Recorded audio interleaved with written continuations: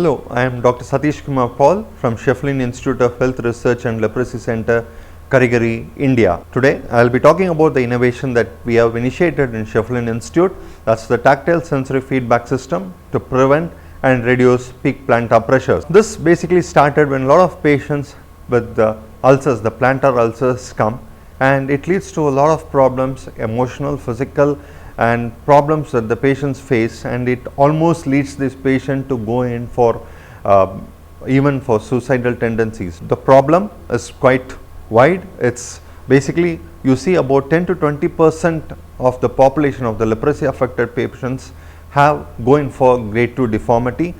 This has been revealed in the weekly epidemiological data, and 7 to 9% of patients are on the risk of getting ulcers in about 463 million diabetic patients. Basically, how this ulcer comes? This ulcer is basically because of the pressures because of the body weight. When it transfers through the foot, it starts from the heel, it goes through the lateral border, then into the fifth metatarsal head, the first metatarsal head, and through the great toe. All these are the high pressure areas. When the patient walks, when the patient with plantar anesthesia, he walks, all these surfaces are prone to get plantar pressures, peak plantar pressures.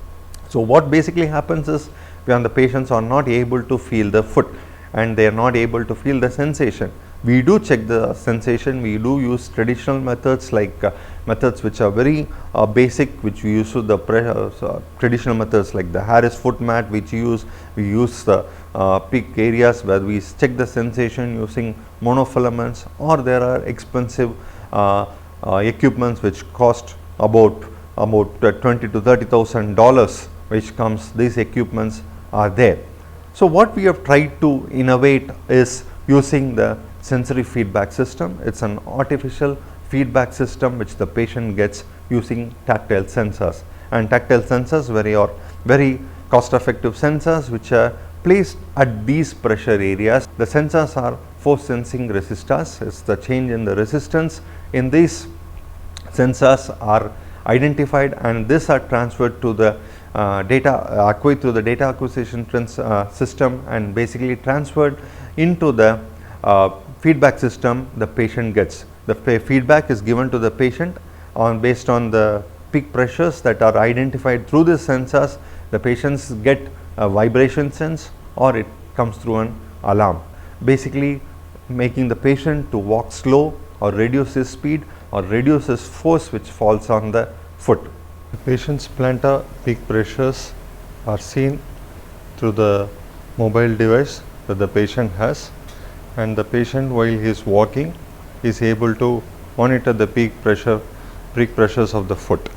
Once the threshold is fixed, the threshold will help the patient be able to identify his peak pressure, and every time he crosses the threshold, alarm will be given.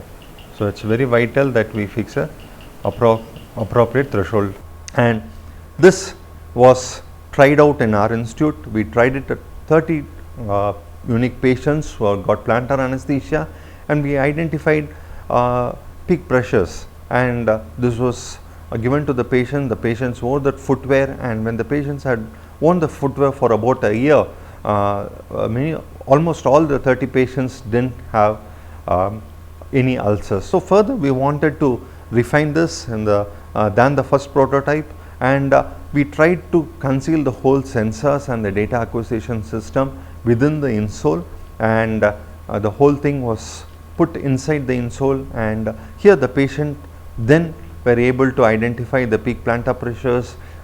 They had a separate battery module and inbuilt sensors inside the insole, and it provided the feedback system.